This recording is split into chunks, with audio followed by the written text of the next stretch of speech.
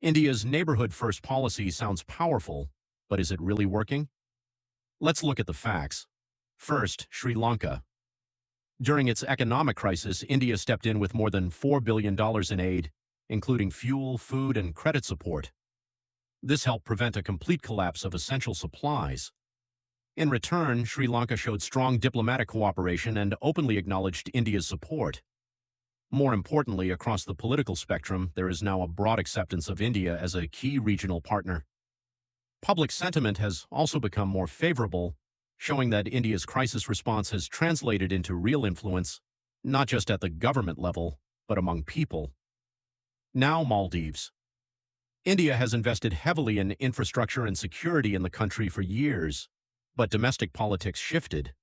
The India Out campaign gained traction, and the government pushed for the withdrawal of Indian military personnel.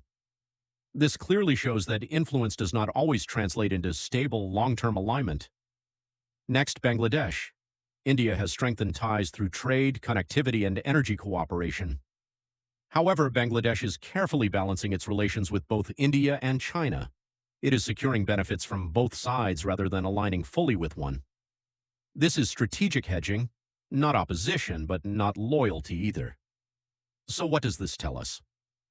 India is clearly a first responder in times of crisis and a major regional power. In some cases, like Sri Lanka, this has converted into goodwill and political acceptance.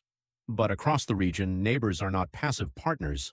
They act based on their own national interests and are increasingly practicing multi-alignment diplomacy. The conclusion is simple. Neighborhood first is real in effort, and sometimes successful in building influence. But it becomes a myth if we assume it guarantees control or loyalty. In today's geopolitics, no country runs on friendship alone, only on interests.